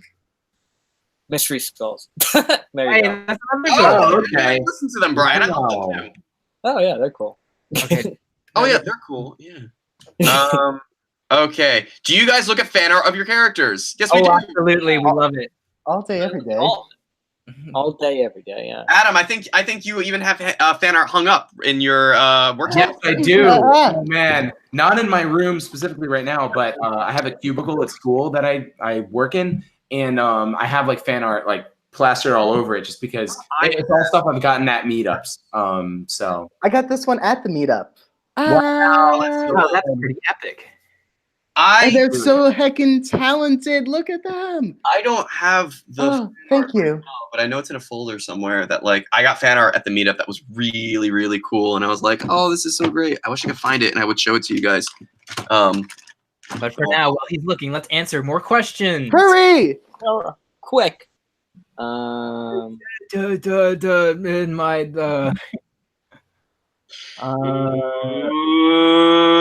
why does Lightbulb have Baxter? Because she likes crabs. Well, Paintbrush has Baxter now. Well, yes, now Paintbrush has Baxter. There's so many. Can you please make a crossover of BF Dan and Insanity? We did. Yes. I love answering that question. So I love just saying we did because we did. Has Baseball ever done ASMR? He did such a great job in episode 13 of season 2. What is that? It's the it's when Adam it's when Baseball said like we all get dropped sooner or later. Yeah, it's when you're either like close to the mic or you make like stimulating noises with your voice and a lot of people find it relaxing. Wait, Taylor, you don't know what ASMR is? No. It's a subculture on YouTube. Okay, if it's a culture that that's fine. Whatever. I would say the result of the edginess with the character really was a natural thing that came from me having to juggle 4 things at once and breaking down emotionally. And Adam was in his goth phase. In the who cares about life? Just Also, yeah, the channel is going to be shifting into ASMR content from here on out. About time. Yeah, we're like Steve Cobbs. We're always looking for the new thing to. Right. Exactly. What is your favorite song? What is your favorite song from Inanimate Insanity? Oh, I like the song that plays when Paintbrush is throwing the ball at the target in episode 11. Oh, so we're talking soundtrack now. I consider it song. Okay, you know what? Okay, no, the soundtrack is fine because we only have so many songs. So why don't we talk about like what was our favorite music part of the episodes? I love the tribal theme in 11. The alt reality theming in 12. Yeah, and really the whole soundtrack in 13. It's so good. I love a lot like more with 13 too, especially in the mechanical business. Yeah, so I love whenever we're in the Meeple headquarters in 13 and we have this like really cool techie sort of like Stranger Things vibe music that I love. Yeah, Brian knows what I mean. And I remember when I first heard it, I was like, "Oh, this is so good." I especially love the scene, the final flashback where we meet 3GS. It has this really cool glitchy sounds that I just like. I love that stuff. That's just some of my favorite stuff. And yeah, Brian, what were you gonna say?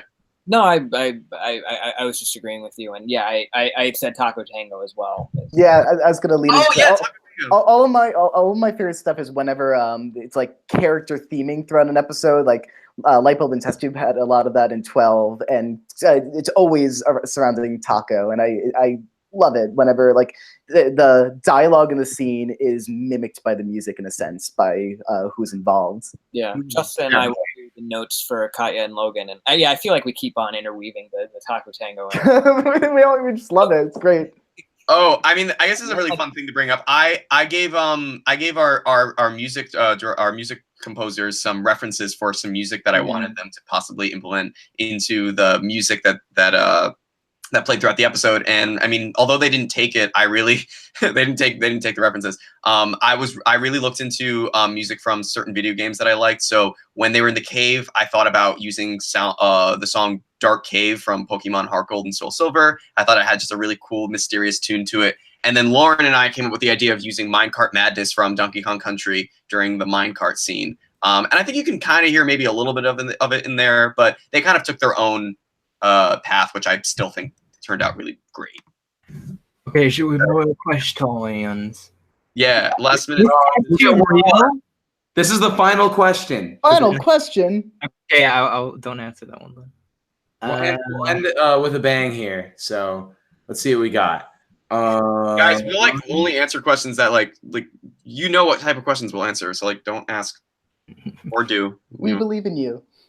Okay, this is a good, I think, bow to wrap up on because I think it's a little bit more personal. It's a question from Caleb Tolentino, who asks, I guess all of us, what do you do besides doing the show? That's interesting. Okay. So why don't we start with you, Taylor? You have stuff going on. Let's start with you, Adam. Start with me. I feel like I've gone over me already a little bit. I'll end. Okay. Right.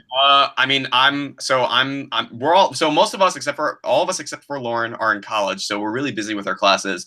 I'm a filmmaking major, and so I'm currently working on casting for my thesis film for my major. So that is entirely what I'm going to be working on for like the next couple months. I have to make a short student film that's got to be about 14 to 18 minutes long. I have to direct it. I wrote it, I direct it, I edit it, I do audio for it. I have to do everything, almost everything for it. So that's what my life is going to be like for a while. Yeah. Why don't we move on? Should I go? Go for it. Please. I go to school. Yes. And I do on my Twitter. I'm sure a lot of you who follow me have been seeing the camera like sketches I've been posting. That's for AP Portfolio, and that's very fun. On YouTube, I'm not really doing anything right now, but I do work with Diamond Cup 67, who I will shout out in the chat right now, on Object Filler again, which is very fun. It's a very passion project for me, and I'm trying to do my own like personal videos and cartoons and stuff, but II has really been a big chunk of my time, if you know, because it takes long. But you know, it's good to and Adam's head nod can secure that it is definitely takes a while. But besides, I hear you're working on a new project a little bit at least. Oh yeah. Uneven Evan is what you're talking about, I believe, right? I am talking. That is very fun, by the way. I'm actually like finally learning how to like model characters in Flash instead of just dumb like black arms and legs and object show bodies and stuff like that, you know. The rigs are really working. They really are. I'm glad that they are, and I'm glad that you're also making some so that you can get like that same like experience too, you know. Definitely. Yeah, it's been really good that we've been working off of each other. Yeah. The rigs themselves like animate really nicely. Like I did that one test a little while back. Oh yeah. The pieces yeah. Patting myself on the back there. All right, Justin. Justin. Yeah, I'll gladly take it. A lot of my time now is spent around writing. I have an internship over here, and I'm in LA for a semester, which is really nice. And I have an internship out here in which I'm doing a lot of work in development. So reading a lot of scripts, giving a lot of feedback and commenting and just talking about projects all the time.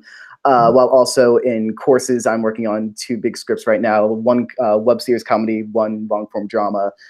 So that's just taking up all my time. And I mean, if we're just talking writing in general, then I'm just always on the side thinking of II related stuff. But this is a question pertaining to not II, so I won't go into that. And then course load is pretty big, but it's been the busiest semester, but it's been a very successful semester. I've been very happy about it. All right. So I'm done with school. I That's right. in film and English. I finished in 3 years. So yeah, now give me a job. And how did you graduate in 3 years? How's that even possible? The AP credits and stuff helped, and like pretty much everything for my gen ed requirements went towards like. You clipped through the college barrier. And I did January term. I did a summer course. So I finished it up.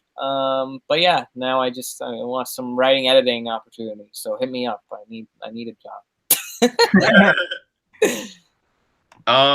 Brian. Well, I'm doing the 4 things that I was mentioning, although now Inanimate Insanity content is kind of shifting to more behind the scenes, which is good. I know I'm going to work with, I think, Brian in particular on the editing for a lot of those a lot. So we'll be in talks really soon about that, Brian, like within the next couple of days. But yeah, doing that, obviously the animated film, which I want to talk more about on this channel really soon. Doing an internship for the Minions, helping the producers make banana Minions, and other projects that they're working on. You directed The Grinch, Adam? I can't believe. Yeah. it. Oh well. Oh, congratulations! Common knowledge that I it's directed. almost certified. So he close. also made Minecraft. I made a Minecraft, as a Twitter user something who's very funny would note. Yeah, so all those things, and I'll be graduating in May along with Justin and Taylor, because we aren't quite as cool as Brian graduating 3 years. I mean, that's pretty damn impressive. If only. Yeah. Oh, stop. No. So yeah, I think this was a very successful Q&A. We answered a lot of questions. More questions than answers. So. Really, hundreds of you came in to watch. At one point, we were almost at 1,000 live watchers at once. Oh my god. Yeah, really nuts. So really, thank you. Probably the thousands of you that watched today, and will continue to watch. You are the reason we do what we do, and we couldn't be more thankful for your support, for your encouragement. I know we're getting close to that 200,000 subscriber mark, so or at least somewhat close. So we're excited to get there. Does anyone have anything they want to add really quick before we peace out? We got to do the scream. Well, you can do it. Of course, we'll do the scream. Yes. Okay. But it's so loud. Yeah, we really worked hard on this episode. I really love how it turned out, and we're gonna be working hard, obviously, on the next episode. And Whenever... I mean, just kind of, I guess the best thing is, stay tuned. There were a lot of questions that we obviously couldn't answer today. A lot of them were just because they were pretty spoilery, or we just didn't really have the time to see them. So. Or because YouTube literally answer your questions, maybe next time, or maybe your questions will just be answered in the next episode. There's so much more that we want to tell you in our show, and these episodes they take time, but we hope that you guys understand that we're all putting so much effort into this. We all love doing it. We all love doing it for you guys. We love seeing your reviews and your reactions and all your fan art. All your stuff is so encouraging and so great.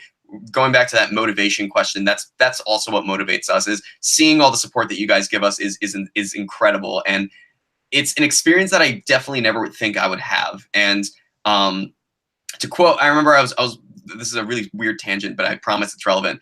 I was watching an old video, an interview with Stan Lee, who passed away about a week ago, and he talked about how his fans are so supportive, and how when you have someone who loves your work and loves you for what you do, even though you've never met them. They could live in a different part of the world. They could just do, they just love you for the work that you do, and they support you, and they could, maybe sometimes you'll be able to talk to them. Sometimes you'll be able to message them or speak to them. It's such an incredible experience. And I think that's what really just drives us the most, is that all of you are so supportive, and all of you are so great. And, I think that this show really would, as Adam said, this show really wouldn't be what it was without you guys. You guys really help us out so much. So that's at least what I'd like to end with, unless anyone else has something. I would like to make the special announcements, because I have seen this question about, and I think it's about time we clarified this.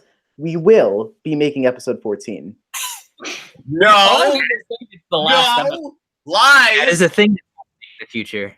They've asked, like, is episode 13 the last one? Like, yeah, no, yeah, we just Wait, stopped. people thought it was the last one? I saw a few. Yeah, a few people are like, "Is this the finale?" It's about time we clarified this. That's a sour ending if that's a finale. Oh my god. Really? So, yeah, I don't know. We got 3 more, guys. 3 more. Yeah. Anyways, Adam, I think you were the one to end this, but we got to do the screen. Yeah. Well, I want to see if Brian has anything to add. Quick. Oh, sorry, Brian, go ahead. You can All speak. No, yeah, no, I'm glad that we got the new one out. I'm really pleased with all the reactions as we were talking about. It was sort of a non-linear approach to the storytelling, so it was really kind of like ambitious and like very different for us, and it was we were curious to see how you all were going to react to it. So we're glad to see that you seem to have really enjoyed it, and yeah, that's really what keeps us going. And I know I try to like look at every comment, reaction, review, everything that I can. So, and like know that you are seen, you are loved, you are what keeps us going through all of it. And yeah, it's been over 7 years. So wow. Golly. That is pretty nuts. All right. The real question is, Brian, how do you get your hair to look as good as you do? Natural. All right, Lauren, do you have anything quick to add? No.